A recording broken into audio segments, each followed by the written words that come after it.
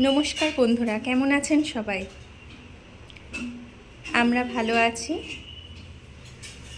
রন্ধনে শাশুড়ি বৌমার বন্ধন পরিবারে আপনাদের স্বাগত জানাই। আজ চলে এসেছি খুব সহজ একটা রান্না নিয়ে। কাঁচকলা তো আমরা অনেকেই খাই, আবার অনেকেই পছন্দ করি না। যারা পছন্দ করেন না তাদের এইভাবে একবার আপনার কাঁচকলা ভেজে দিতে পারেন। আশা করছি তাদেরও ভালো লাগবে। এই রান্নাটা এমন কিছুই লাগে না। আমরা 4টে মতো কাঁচকলা গোল গোল করে কেটে নিয়ে সামান্য লবণ এবং হলুদ দিয়ে ভাপিয়ে নিয়েছি বেশ কিছুক্ষণ। তারপরে আমরা জল ঝরিয়ে নিয়েছি সেটা।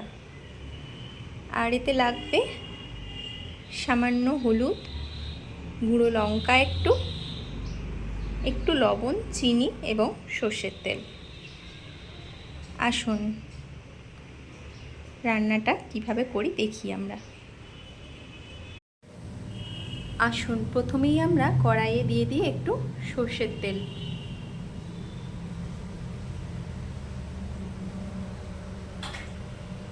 তেলটা আমরা একটু গরম হতে সময় দেব। তেলটা গরম হয়ে গেছে, এবার আমরা এর মধ্যে দিয়ে দিচ্ছি একটি শুকনো লঙ্কা।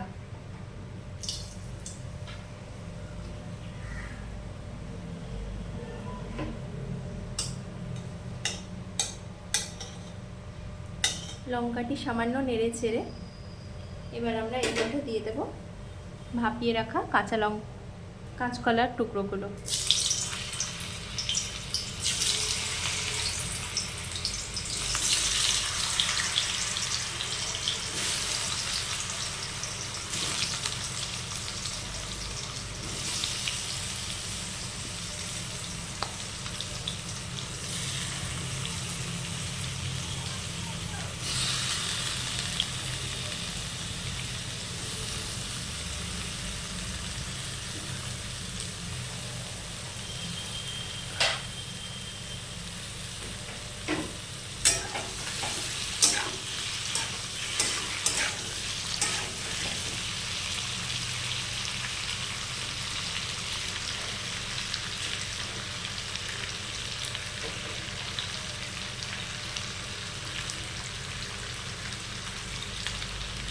কাঁচকলাটা ভাপানোর সময় আপনারা একটু খেয়াল রাখবেন যে এটা হাফ বয়েল করে সিদ্ধ করতে হবে।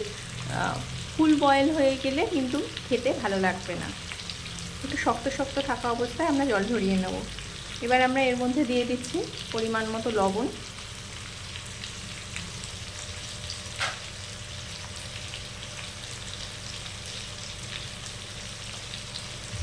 সামান্য একটু গুঁড়ো লঙ্কার গুঁড়ো,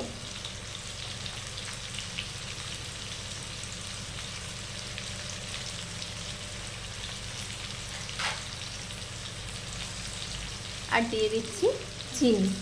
এতে একটু চিনিটা আপনারা বেশি দেবেন। অবশ্য সবাই মিষ্টি খেতে পছন্দ করে না, আপনারা আপনাদের স্বাদ অনুযায়ী দেবেন। আমাদের বাড়িতে একটু মিষ্টিটা পছন্দ করে, তাই আমি একটু চিনির পরিমাণটা বেশিই দিচ্ছি।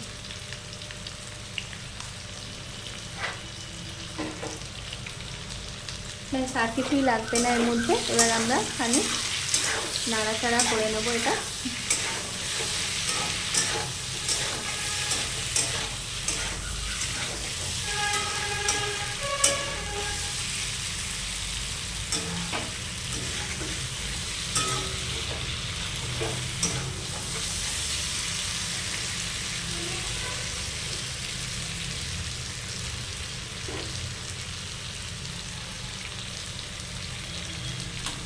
এখন 1 মিনিট মতো আমরা এটা ঢাকা দিয়ে দেবো, গ্যাসের ফ্লেমটা একটু কমিয়ে দিয়ে। আসুন বন্ধুরা দেখি আমাদের রান্নাটা কতদূর হলো।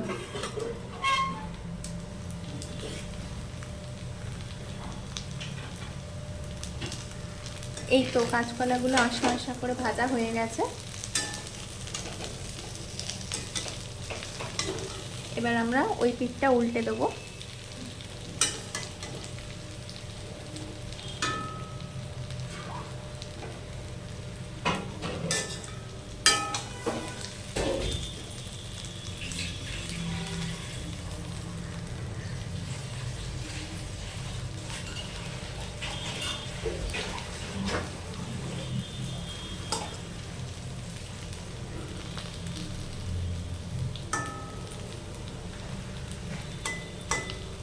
কাঁচকলাগুলো ভালোভাবে সিদ্ধও হয়ে গেছে। এবার আমরা গ্যাসের ফ্লেমটা জোরে দিয়ে একটু লাল লাল হয়ে গেলেই নামিয়ে নেব। এই তো এবার হয়েই গেছে। এবার আমরা গ্যাসটা বন্ধ করে দেবো, দিয়ে নামিয়ে নেব।